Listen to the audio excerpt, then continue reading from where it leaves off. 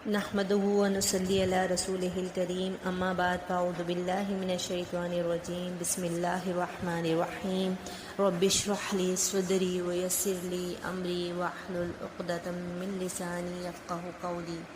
السلام علیکم ورحمۃ اللہ وبرکاتہ۔ صحابیات کرام کی سیرت پر مبنی تعارفی سیشن کے پہلے پارٹ میں ہم نے اس بات کو واضح کیا تھا کہ زندگی کے ہر شعبے میں صحابیات کرام ایک ایکٹیو پارٹ ادا کیا کرتی تھیں، یعنی زندگی کا کوئی شعبہ ایسا نہیں تھا کہ جس میں انہوں نے عملی مظاہرہ نہ کیا ہو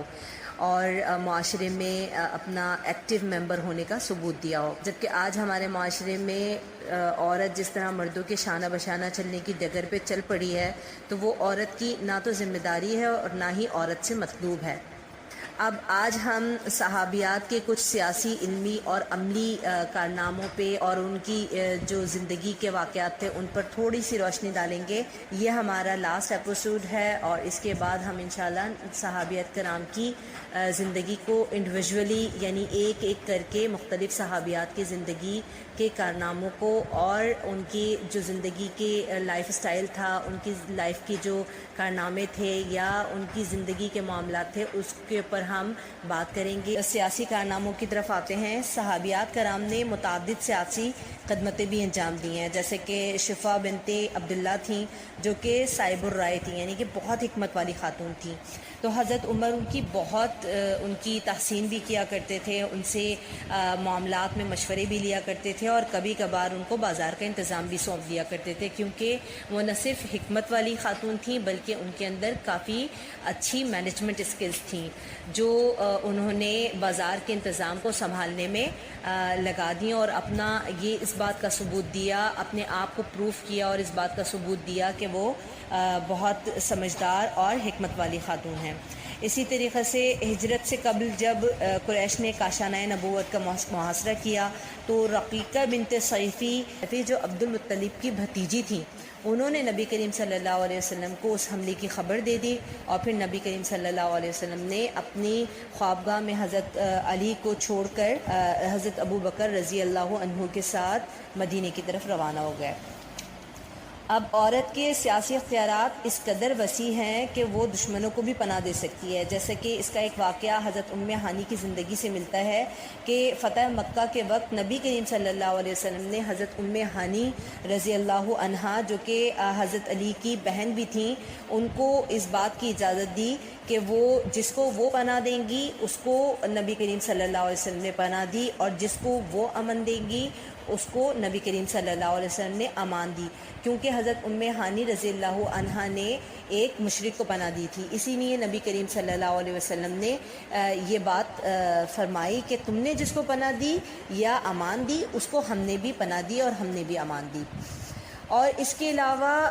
بہت سے علمی کارنامے بھی تھے، یعنی کہ نبی کریم صلی اللہ علیہ وسلم کے دور میں کئی ایسے تعلیم کے شعبے تھے کہ جس کے اندر کافی ماہر خواتین موجود تھیں، یعنی اس وقت بھی خواتین تعلیم کے شعبے میں اپنا آپ منوا رہی تھیں، یعنی اپنا آپ ثابت کر رہی تھیں۔ جیسے اس کے اندر بہت ساری صحابیات کے نام آتے ہیں، ان میں سر فہرست نبی کریم صلی اللہ علیہ وسلم کی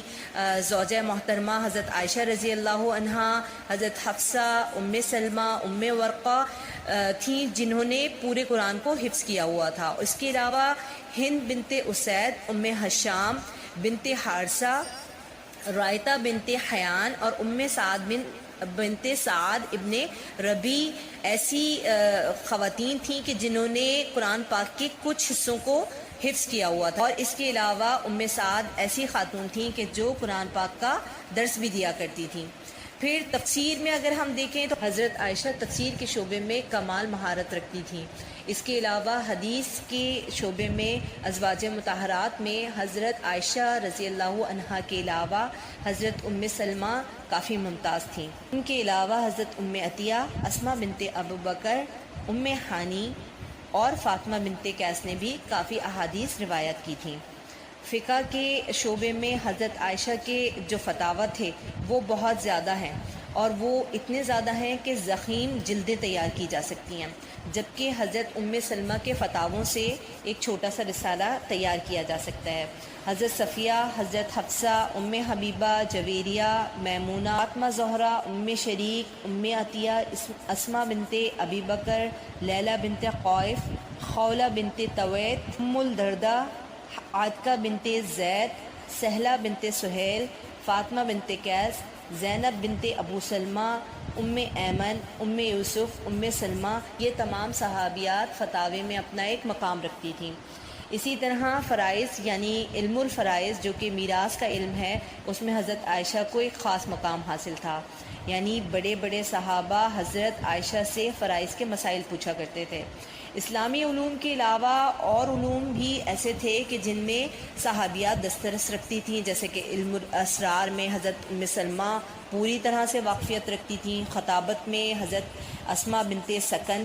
کا ایک خاص شہرہ تھا، اسی طریقے سے تعبیر میں یعنی کہ تعبیر الرؤیا میں اسماء بنت امیس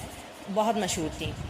اور اس کے علاوہ طب اور جراحی میں رفیدہ اسلمیہ، ام متع، ام کبشہ، حمنہ بنت جحش، معاذہ، لیلہ، امیمہ، ام زیاد، ربیع بنت معبد، ام سلیم کو زیادہ مہارت حاصل تھی، جبکہ رفیدہ کا خیمہ جس میں جراح خانہ بھی تھا مسجد نبوی کے بالکل پاس تھا۔ اسی طرح شاعری بھی ایک ایسا شعبہ تھا کہ جس میں کافی صحابیات مہارت رکھتی تھی، جیسے کہ خنسا ایسی شاعرہ تھیں کہ ان جیسی شاعرہ کوئی اور اس وقت موجود نہیں تھی، کیونکہ ان کا دیوان بھی چھپ چکا تھا۔ اسی طریقے سے عملی کارناموں میں بھی صحابیات نے اپنے آپ کو منوایا، جیسے صنعت و حرفت، کپڑا سینا، کپڑا بننا، چمڑا رنگنا اور دستکاری، کاشتکاری، یہ تمام ایسے کام تھے کہ جن میں مختلف صحابیات نے اپنے آپ کو ثابت کیا اور اپنے آپ کو معاشرے کا ایک ایکٹیو ممبر بنا کر کے پیش کیا، جیسا کہ مدینہ میں عموماً انصار کی عورتیں کاشتکاری کیا کرتی تھیں، اسی طرح مہاجر عورتوں میں حضرت اسماء کا بھی یہی مشغلہ تھا۔ پھر لکھنا پڑھنا بھی صحابیات جانتی تھیں، جیسے شفا بنت عبداللہ کو اس میں خاص شہرت حاصل تھی، انہوں نے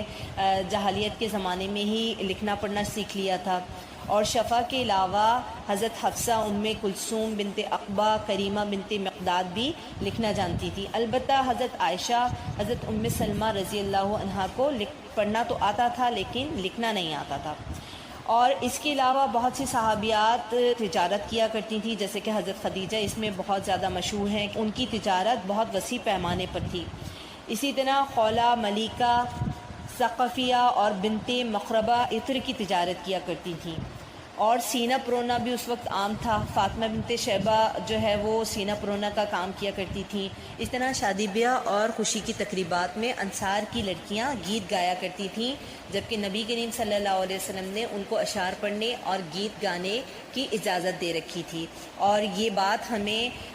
فریہ بنت معوذ رضی اللہ عنہا کی حدیث سے معلوم ہوتی ہے کہ نبی کریم صلی اللہ علیہ وسلم نے ان خواتین کو اس بات کی اجازت دے رکھی تھی۔ پھر مدینے میں ایک بی بی تھیں جن کا نام ارنب تھا، وہ خاص طور پہ اسی کام کے لیے مختص تھیں، یعنی کہ وہ خوشی کے موقعوں پر گیت گایا کرتی تھیں، اور حضرت عائشہ ان کو انصار کی بعض شادیوں میں اور بعض تقریبات میں گیت گانے کے لیے بھیجا کرتی تھیں۔ پھر ازواج مطہرات میں حضرت ام سلمہ کا لحن کے ساتھ قرآن کو پڑھنا بہت زیادہ مشہور تھا، کہ وہ نبی کریم صلی اللہ علیہ وسلم کے طرز پر قرآن پڑھا کرتی تھیں۔ ان صنعتوں کے علاوہ بعض صحابیات اور بہت سارے کام، جیسے کہ حضرت سودا رضی اللہ عنہا، وہ طائف کی کھالیں درست بھی کرتی تھیں اور ان کو رنگا بھی کرتی تھیں۔ اسی طرح حضرت زینب بھی دستکار تھیں۔ آج ہم خواتین صحابیات کرام کی زندگی سے کس طرح سے رہنمائی لے سکتی ہیں کہ ہماری جو اسکلز ہیں، ہماری جو کوالٹیز ہیں، ہم ان کا پوری طریقے سے اظہار کریں۔ ایسا نہیں ہے کہ جو خواتین اسکلز رکھتی ہیں وہ صرف چار دیواری میں بیٹھ کر کے کچھ نہیں کر سکتی، بلکہ آج ہمارے پاس سوشل میڈیا ہے اور اتنی ساری ایسے پلیٹ فارمز ہیں کہ وہاں پہ بیٹھ کر عورت شرعی حدود میں رہتے ہوئے، شرعی پردے میں رہتے ہوئے اور اللہ تبارک و تعالیٰ اور نبی کریم صلی اللہ علیہ وسلم کے احکامات پر چلتے ہوئے اپنے آپ کو، اپنی اسکلز کو اور اپنی کوالٹیز کو بھرپور طریقے سے منوا سکتی ہے۔ لیکن اس میں سب سے پہلی چیز حیا کا تقاضا ہے کہ وہ سب سے پہلے اپنے آپ کو پروٹیکٹ کرے، اپنے آپ کو سیکیور کرے، اور پھر اپنے آپ کو مختلف شعبوں میں عملی انداز میں ثابت کریں۔ آج کا انٹروڈکٹری سیشن یہاں پر ختم ہوتا ہے۔ اب انشاءاللہ ہم آگے مختلف صحابیات کی زندگی کے حالات اور ان کے واقعات اور ان کے لائف اسٹائل پر بات کریں گے۔ سبحانک اللہم و بحمدک نشہد ان لا الہ الا انت نستغفرک و نتوب الیک۔ السلام علیکم ورحمۃ اللہ وبرکاتہ۔